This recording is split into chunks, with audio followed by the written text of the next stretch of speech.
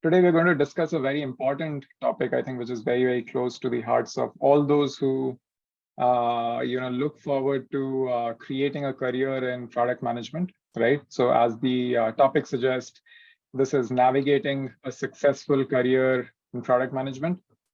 And so before we dive in, I would like to establish that I'm confident that most of you who are here are due to your interest in pursuing a product management career. And the questions that you see on the screen, these are questions that generally would come to your mind whenever you think about product management. And I've frequently encountered these inquiries when speaking with individuals who are intrigued about the role or are contemplating a transition, right? Questions like, how do I become a product manager? What does a product manager really do? I'm from XYZ career, I come from an architecture background or an arts background, or I'm a Scrum Master. Can I really become a PM? I'm in a business analyst role, another popular question among business analysts, right? I don't come from a non-technical background. Can I really become a product manager, right? What do I need to do in order to become a successful product manager? I don't have any managerial experience. Can I still become a product manager, right? And another popular question people ask is if I need to take a course, what course should I take in order to become a product manager, right? And I'm sure some of us who are present here today also have some of these questions. So we will try and see which all of these we can address as we go. So with that premise, this is how we're structuring our talk today. So we'll start by talking about what is product management, firstly, right? So we'll spend some time on that, trying to clarify what is the product management role, what does a product manager do in their day-to-day lives, right? Because before understanding how to become a product manager, it's also important to understand what a product manager does, what their roles and responsibilities are, etc.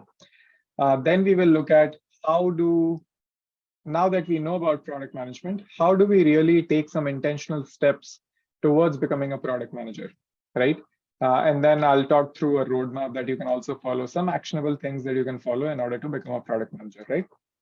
So that's how we'll split, right? So we do a 101 on product management and then talk about how to transition, right? So with that, we'll start with the product management 101. All right. Now, again, one of the most common questions that I get asked from friends, colleagues, acquaintances, sometimes even family, is that what do you do as a product manager, right? And unfortunately, there's no easy answer.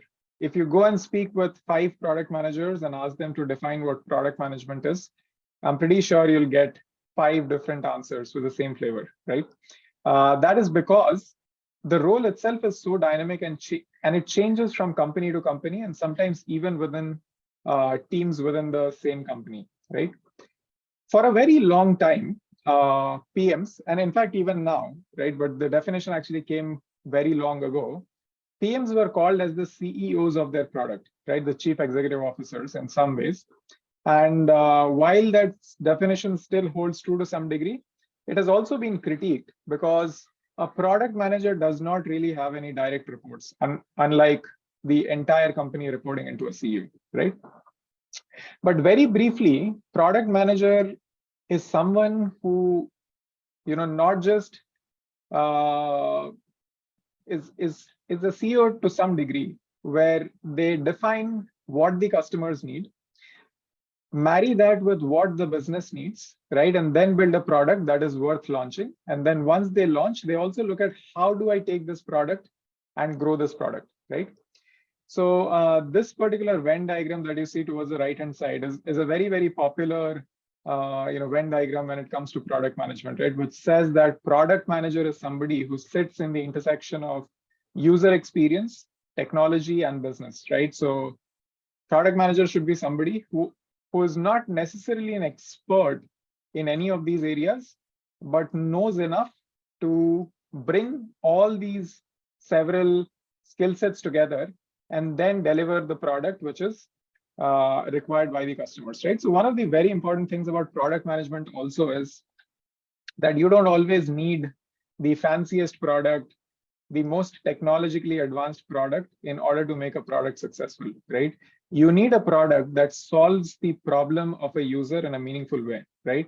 And that essentially differentiates between who a successful product manager is versus a non-successful product manager, right? So if you look at the definition here as well, it says that the role of a product manager is similar to that of an orchestra conductor, right? They're not necessarily experts in any of the instruments, but they can actually take a group of instrument players and build a symphony out of it, right? So in a large sense, product management is also about that, right? So product managers collaborate with multiple teams and ensure that the delivery of the product is successful. They are accountable for customers' feedback, defining the strategy, defining the vision of the product, launching the product, and then once the product is launched, also measuring the success of the product and growing the product, right? And to be very, very honest, like I've mentioned here on the slide, this is not even an exhaustive list, right? But these are some of the key skills that a product manager needs to have. So now, what does a product manager do in their day-to-day, right? So this is a representation from Gartner, right? And this could change depending on organization to organization, or depending on the phase of the product development that exists. But more or less, these are some of the key things that a product manager does on a day-to-day basis, right? And product managers are supposed to be these specialists who are able to context switch very easily, and then can do a large number of different things and pack them in their day-to-day schedules, right? Unlike some very specialized careers where people are coding all day or designing all day or doing financial calculations all day, product manager actually does a lot of different things during their day, right? So some of the key things, for example, are they are involved in a lot of meetings, right? So they are meeting with customers, they're meeting with stakeholders like the leadership in the organization, aligning them with the product vision, getting funding for a product that they want to launch. They're also doing a lot of meetings with the engineering teams, design teams, business teams in order to launch the product, create the product, etc. They're also, during their day, responsible for creating and maintaining the roadmap. Arguably, they don't do it on a daily basis, right? But that's also one of the critical things that is part of a product manager's role, to identify what are the several things that would be part of the product's roadmap. What features will be launched, when will it be launched, what is the project management plan for that, etc. They're also looking at dashboards, metrics, and KPIs, right? So one of the things that is spoken about product management is, it should be very, very data-driven. So product managers are very data savvy in terms of making decisions.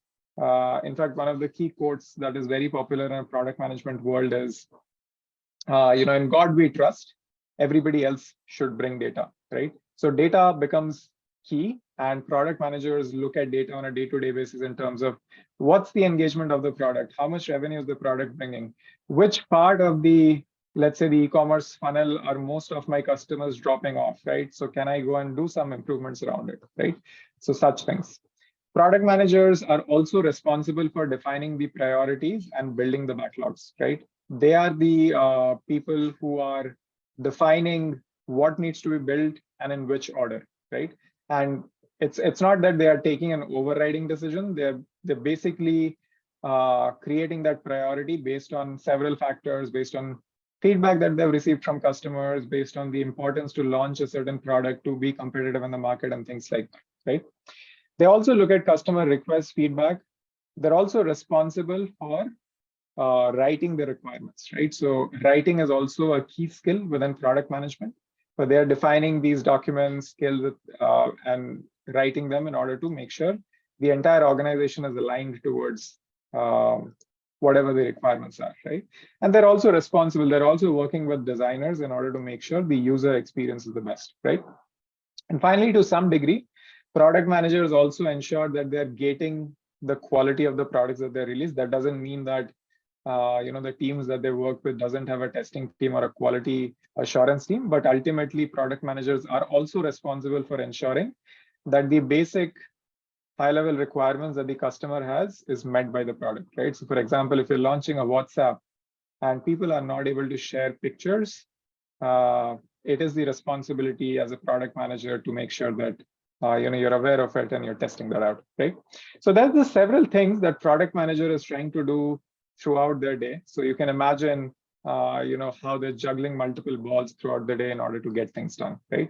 So yeah. So now we know about what product management is. What does the day-to-day in a product management looks like? We'll now talk a little bit about the product management lifecycle in general, right? What really happens? How does an idea actually germinate into a product, and how does it become successful, right? How did successful products like WhatsApp, Facebook, Microsoft, Windows, etc., come to be, right? So most of the products, in fact, in today's world, almost all the products follow a pretty standard product lifecycle, right? Where firstly, we start with product discovery, right? So what happens in product discovery is product managers, along with the research team, are doing a lot of research in terms of speaking with the customers, which is called as user research, doing competitor research, where they're looking at, if I'm planning to launch a product in a certain area, what are my direct and indirect competitors doing, right? So take the example of Uber. When they launched, they did not have a direct competitor, but they would still go and check what are the taxi companies doing at that time, right? And how can I alleviate the pain that are faced by the users who need a ride from point A to point B by creating a solution for them, right? So there's a lot of competitor analysis, market research, right? Understanding how the market is doing, what are the macroeconomic trends, what are the technology trends, right? And being abreast of all of those things, and bringing all of that information together in order to identify what should be launched or what can we go and experiment with, right? Now, one of the interesting things to know is that almost 90% of all the companies that are set up will fail, right? Or 7 out of 10 initiatives that you will take up as a product manager will fail, right? But if you're not taking a very strategic approach towards defining or doing product management, then the chances increase, right? Which is why standard defined product management life cycle is super important, right? So the first stage is about discovering, right? Once we have done discovery, once we have understood what are the customer requirements, how does the market look like, where do my competitors stand, where can I go and operate, how much funding do I have, etc. Then the product manager starts setting the vision, strategy, and the high-level roadmap for the product, right? In terms of, what are the several things that we should be launching, what should be launched first, what should be launched later, and so on and so forth. You can't launch the entire product together. You want to launch smaller parts of the product and in increments, and then make sure you're able to create smaller increments, which helps you to learn very quickly, right? You don't want to invest too much time and too much engineering bandwidth in order to build a very, very large product only to realize that it doesn't resonate with your customers group, right? So defining that vision, defining how are we going to launch, all of those things is what is covered in the second part, which is the vision, strategy, and the high-level roadmap, right? Finally, once that is done, the product managers figure out what is the smallest version of the product that can be launched, right? Which is called as the minimum viable product. Now, if you think about Uber, when they had launched, it was not what it is today, right? So the only thing that Uber provided when they had launched was a website where somebody could go and say that I'm going to travel from point A to point B at a given time. And then in the background, there would be an operator who would take that request, call a cab guy and say that, hey, you need to pick up this particular rider from this point and drop to this point. And then Uber would send a message to whoever has requested with the details of the driver, right? So that was their MVP. But over a period of time, they've integrated several things like live tracking, payments, and it's now become a very, very modern product, right? But did they build all of this at one go? No, right? They launched with an MVP and they incrementally added features to it depending on what resonated with the customers and depending on what the requirements of the industry were, right?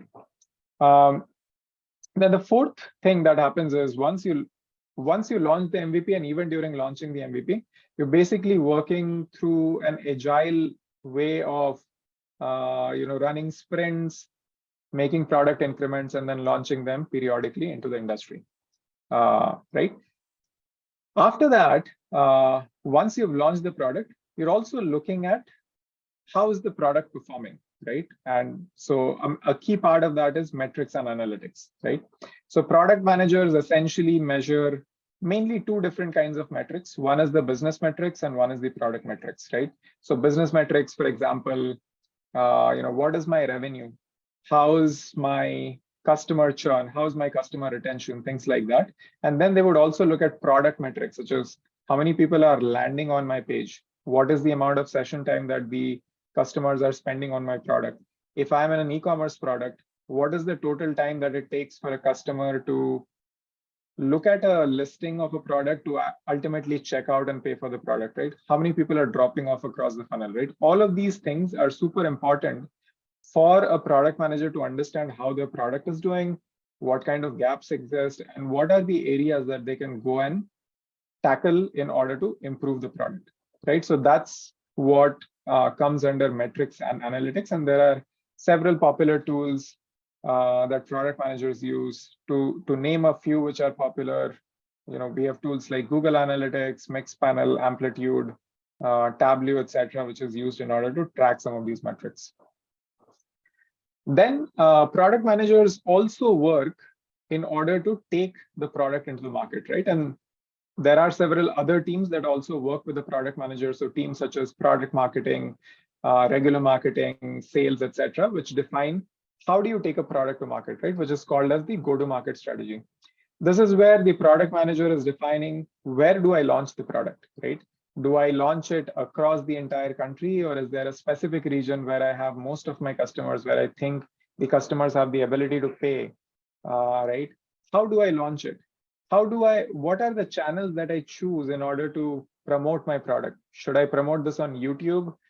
If I promote it on YouTube, what kind of videos do I promote this in? What kind of videos do my customer segment watch where I can actually popularize this, right? Do I launch it on newspaper ads, right? Or do I do any sort of blog posts, or if it is a SaaS product, like a cloud product, right? Do I go and present in a cloud conference where a lot of developers would be coming, who would be utilizing my products, right? So all of that is packaged in what is called as the go-to-market strategy. And it is very, very important to have the right going-to-market strategy, right? Because building a great product is one part of it, but actually putting the product in the right hands through the right channel is also equally important, right? Sharing the right message in terms of how is the product going to alleviate the pain for their customers in the channels which the customers actually visit or view is what constitutes go-to-market strategy, right? So go-to-market strategy can actually make or break your product, right? And over a period of time, multiple companies have utilized multiple innovative strategies to go to market, right? So you have examples of companies like OnePlus, which did not have a lot of marketing budget. And when they launched their first phone, they used a very, very innovative go-to-market strategy where they only launched this to very, very tech-savvy folks. And the way they promoted the product is they created invites in order for people to come in and buy the product, right? They did not have a lot of production as well, right? Which is where some of these strategies actually help them in order to launch, given their limited production capabilities and their limited marketing budget, but still go and do a very good job in terms of taking the product to market, right? And then finally, you've launched the product, you've gotten great feedback, right? Maybe you've received some bad feedback as well, right? Or maybe you've received all bad feedback, right? Now it's The important part is how do you take all of that feedback and then run with that feedback and grow the product, right? That is also an essential skill, which every product manager is supposed to be supposed to know, right? Your product is making a revenue of $1 billion every year, right? But do you stop there? No. You figure out how do I grow that $1 billion to a $1.2 billion next year, right? So all of that is what comes under product growth, right? What are the new features that you can launch? Are there new regions where you can launch the product? Are there gaps in your current product because of which you're losing revenue, right? So all of that again is what product managers get involved in terms of product growth. All right. Now, how does a product manager contribute to the life cycle of a product development, right? Now, one thing that I just wanted to quickly touch upon is, and this is again a very popular question when somebody is trying to get into product management, is to really understand what's the difference between a PO, PM, and a project manager / program manager, right? Sometimes PM is used for project managers as well, for program managers as well, right? But all of these roles have a large amount of difference in scope, right? So when we think about a product manager, these are individuals who are responsible for building the high-level strategy, building the grand vision of the product, building the long-term focus, and ensuring that the product is successful, right? So like I mentioned, they'll be tracking product metrics, business metrics in terms of what is the engagement, what is my daily active usage, what is my session time, right? Or business metrics in terms of how's my revenue doing, where are my customers churning, how am I able to retain customers and things like that, right? A product owner is a subset role within a product manager, right? So essentially, it's more of an agile role. If some of you come from, product development organizations or even service organizations working in a product development setup, you would know that agile has 3 different roles. One is called the Scrum Master, one is called the development team, and the third one is the product owner, right? So product owner is in some ways taking the responsibilities of the product manager, but they're not defining the grand vision of the product, but they would generally work with the engineering team in order to ensure that the execution is smooth, right? So ensuring that the backlog is properly groomed, engineering has enough amount of work in a prioritized order to get them executed and so on and so forth, right? Now, what happens in a lot of organizations is product manager is generally playing both of these roles, right? And this is true for most of the product companies that I've worked in, as well as that I've heard from my friends. But if you are working in a service kind of a setup, right? And maybe in very, very specific organizations, you also have the role of product owners, right? So in case you have the opportunity within your organizations, that is also a good role to take up in order to transition into a product manager, right? And then finally, project management, right? This is completely different, right? Project managers are not responsible for customer outcomes. All that they are responsible for is ensuring that once a program has been defined, it is running successfully, right? There is the right funding, the project is executed at the right time. If there are interdependencies between the teams, then the project manager will go and resolve those interdependencies, ensure that the teams have the right kind of are set up for success. They're also breaking down larger initiatives into smaller teams and then ensuring that they're working with all the developers and designers in order to meet the required timelines, right? So some of the key KPIs that they will be looking at are resourcing, budgets, timelines, things like that. The way they will be judged generally is how many projects were they able to complete on time, right? Whereas if you look at a product manager, they're not judged based on how many projects were completed on time, right? They are judged on outcomes. They're judged on how much revenue was the product able to make, right? They might have launched all products at the right time, but if the revenue is not growing, then it's a failure for a product manager, right? So that is essentially the difference between these roles at a very high level. All right, now that we have understood what is product management, we've learned a little bit about the 101. I will now transition into, so now let's talk about how do you transition into product, right? Uh, See, the first and foremost thing, like we mentioned, is knowing what a PM does, right? And then the other important thing for becoming a product manager is really knowing the why. So there's a very popular speaker called Simon Sinek. You can go and Google some of the talks that Simon Sinek has spoken about. And he writes a book called Start With Why, right? Start With Why is a very popular thing within product management as well, right? Even before we decide what needs to be built, the why something needs to be built needs to be super clear, right? Otherwise, you can go and build several things and nobody's ever going to use it, right?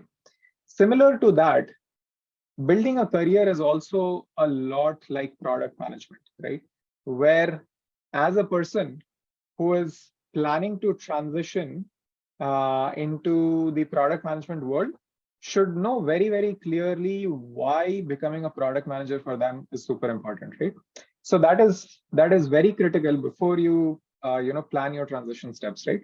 And so whatever it is, whether it is the role or the opportunity or the feeling that you have a lot of those skills, or you would be interested in learning a lot of those skills, or it could be compensation, career growth, whatever it is, right?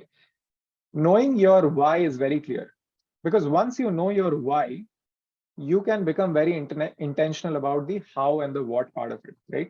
So the part where you know the why, which is the inner circle, right, is what you will be able to find out, right? Which you should talk to several people and try to understand from your own aspirations as to why you want to become a product manager, right? A large part of how to do it is what I'll focus on the talk as we go through the next several minutes, right? And this is what is also captured, as an essence of what, is also taught through the Vired course, right? And then what is again something that you're responsible for, right? What essentially says that now that you know the why, you know the how, what will you actually do in order to become a product manager, right? How far are you ready to go? How much time and energy are you ready to put in, right? So again, what also depends on you, right? But it starts with the inner circle, which is the why, right? Why do you want to become a product manager, right? So if you haven't thought about it, right, and some of you might just be exploring, right, it's very important that you go and write down as to why do you want to become a product manager, right? And then the next things would come in. Now, what is a way in which you actually get into the product management role, right? So firstly, understand your why. Then you should know what are the different skill sets that a product manager would need in order to become successful, right? Or in order to crack their first product role, right?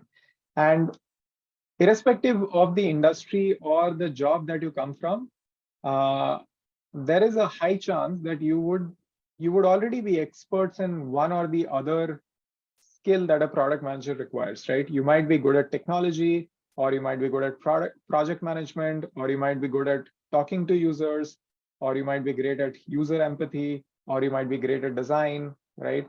Or you might be great at leadership, right? Or you might be great at convincing stakeholders, right? So product managers actually have several skills, right? So what you should do is identify what are all of those skills, right? Which ones are you good at, right? Which ones do you check the boxes for, right? So great, check, right? Now there are a list of things which you know a little bit, but you need to hone more, and skills that you don't know anything about, right? So doing that first step, right? But even before that, you need to know what those skill sets are, right? So figure out what those skill sets are for a product manager. Identify what are your gap areas, right? Once you do that, the next step is you start preparing for those gaps, right? It doesn't make sense to invest in things that you're already great at, right? Or things that you already know from a product management standpoint. So the next step is prepare, right? And then finally, the last stage is you start transitioning, right? You start interviewing, or you start finding roles within your organization, you start connecting with your network, et cetera, right? So these are essentially the steps that you need to take when it comes to becoming a product manager, right? Now, when I started my transition, this is, by the way, the rough document as to what I'd created, right? And at that point, I did not even know what are all the exhaustive skill sets that a product manager requires, right? But I knew some of these things. I came from a technology background, so I knew I was good at technology. I had gained a lot of expertise in the product area that I was in, which was in healthcare, right?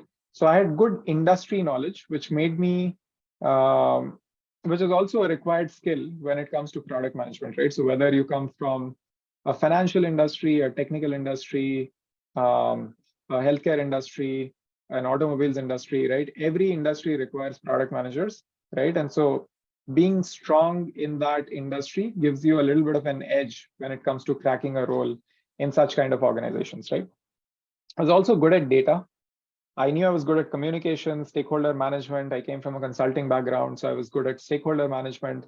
I understood how how projects are executed, right? How do you take a team? How do you do project management and things like that? And I was also very good at context switching, right? Where I could essentially quickly move from doing one task to doing a different kind of task, right? But there were also areas that I knew I wasn't great at, right? So I had no clue about how to do product thinking. I had never done user research, right? I had no idea about how a designer creates design, right? I understood what road mapping and strategy was, but I never knew if I were to do it, how would I actually do it, right? Like everybody talks about strategy, but what does it really take to build a strategy, right? What is customer empathy? How do I write great specs, right? I wrote good emails, but when I actually spoke to some of the product friends, right, one of the things that I realized is, I was not great at writing good documents which can bring teams together and then be able to spar on it, right? I was not great at analytics. I had no idea about what go-to-market strategy looks like, right? So made a list of all of those things, right? And then started attacking them, right? So that's what is the first step for you as well, to determine what are the skills of a product manager, and then go and figure out how are you going to attack it, right? So generally what I recommend people that I mentor is make a list of all the skills that you're good at, and then make a skills of all the things that you need to learn, and then also make an actionable list of how would you improve in those areas, right? And then put an estimated time around it and keep measuring as to whether you are able to complete those tasks in the given amount of time, right? So that's the stage one, right?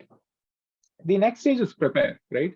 Now, preparation can happen in several ways, right? There's ample amount of information that is available on the internet, but again, as a product manager, right, what we think is how can I create maximum value in the lowest amount of time, right? So even from a career standpoint, you need to figure out what are the things which are the highest return on investment for you when it comes to learning product management, and what will give you a chance to become a product manager very, very quickly, and being very intentional about it, right? So there are a few things that I've listed here. This is obviously not an exhaustive list, but just some steps in terms of what you can do in order to prepare for product management, right?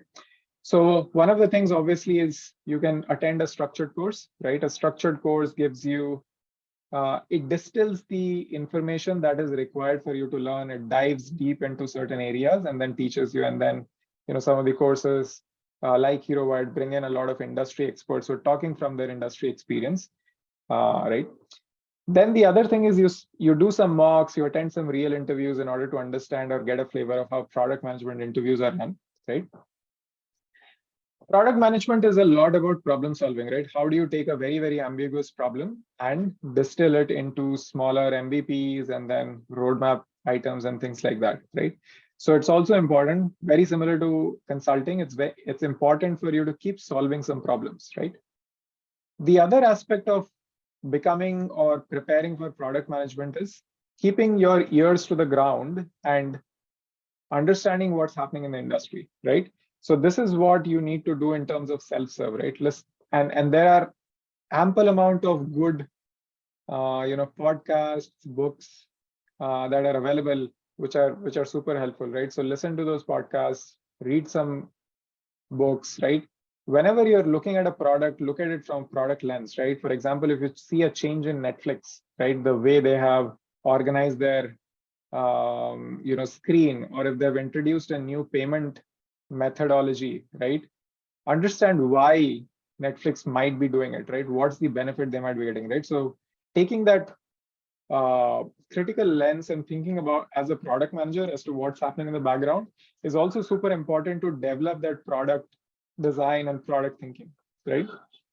And then attend webinars. There are several webinars that Vired also does, but there are also other organizations which do. So you can attend some of those webinars just to keep yourself abreast in terms of what's happening in the industry, right? So all of these are great sources in terms of learning how you can become, how you can keep yourself updated with the industry, right? And then there are certain blogs, etc., right? If you know any influencers in product management world, you can also follow them to get some very, very specific updates, right? So these are several things that you can do once you've identified your gaps in terms of preparing yourself for your product management career.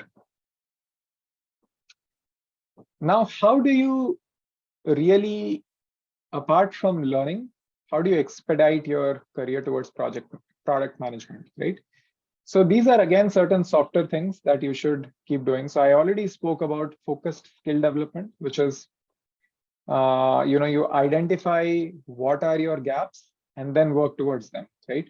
So Michael Porterer, who's a Harvard faculty, talks about a very important thing, which is popular in product management, but also popular when it comes to building a career in a quick way, right?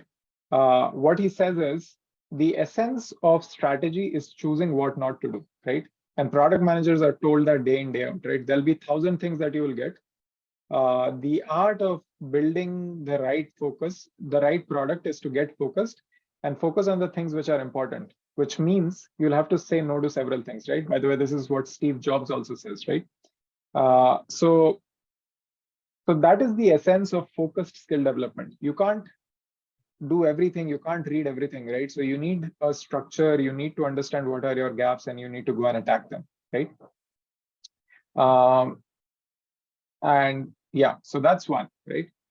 The other thing is network, right? Network within your organization, network within LinkedIn, find out PMs who you can talk to, just try and understand what do they do, right? How do they launch products? Be curious, right? If you reach out to 10 product managers saying that, hey, I want to understand a little bit about product management, what do you do, etc., at least 2 of them will respond and you'll be able to talk to one of them, right? So have that curiosity and learn, right? Find out places where you can find a lot of that, a lot of that opportunity to network, right? And if you are in a product organization already, speak with the product managers in your organization, right? Build that network which can support you, which can mentor you, right? Then volunteer on projects, right? If you're lucky within the organization, try to find product areas which are being built and see if there is a possibility for you to go and contribute and help the product manager, right? It's hard, but maybe 10-15% of the cases it could happen, right?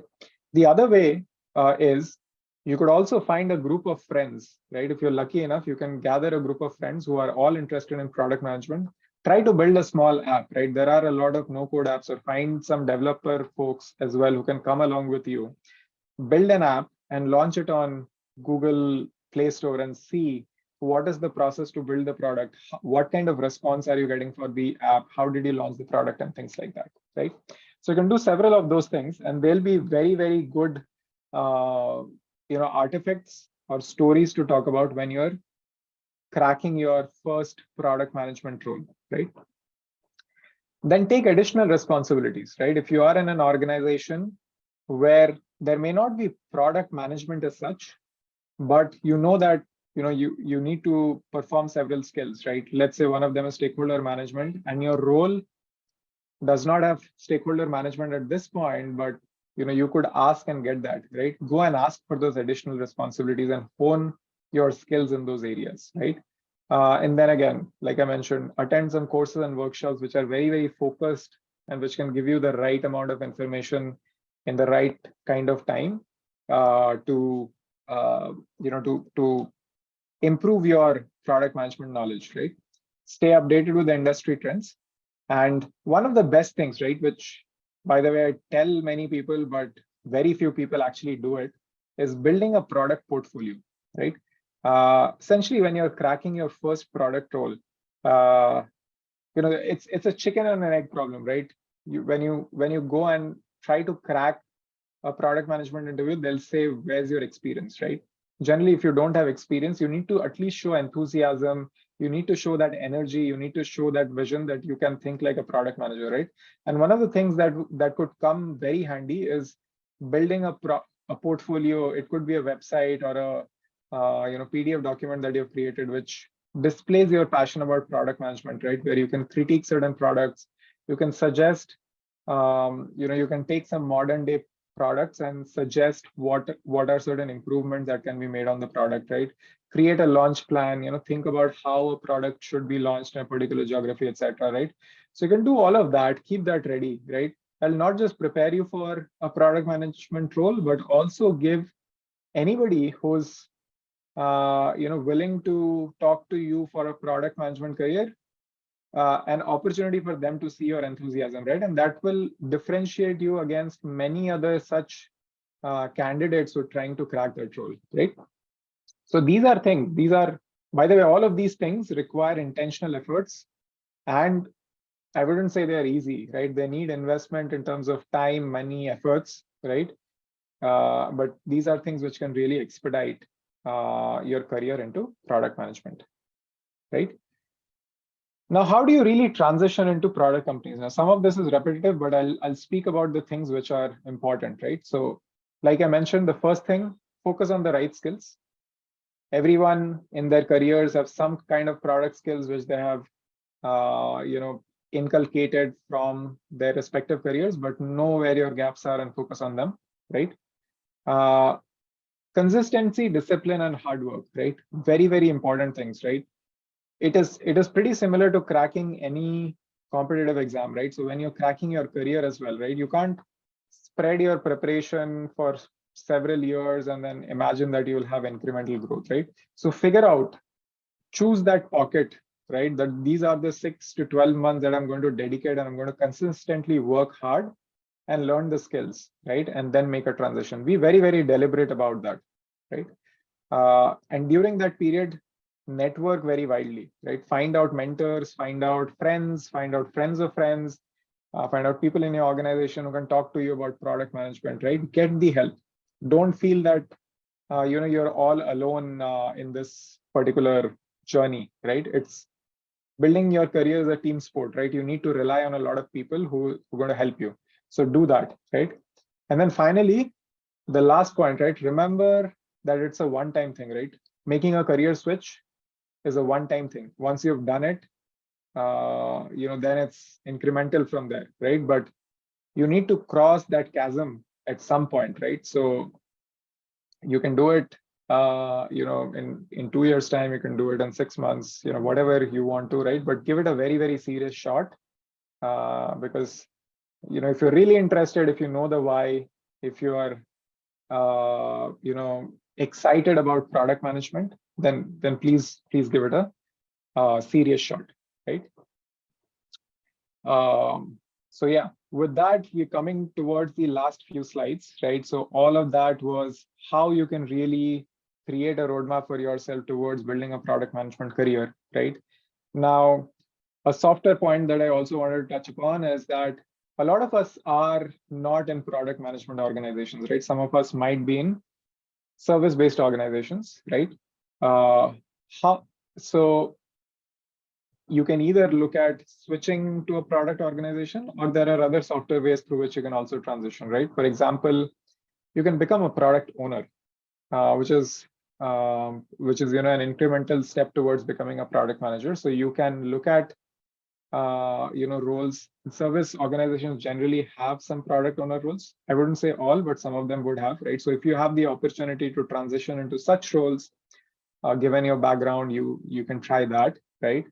Or even within service organizations, there are smaller pockets. Maybe 10% of the people are building on some or are building some kind of a product which they want to sell to their clients, right? You could look at those opportunities. In fact, that is how I also started my transition, right? By working on opportunities where, being in a service organization, I worked on those smaller pockets where we were building products for our clients, right?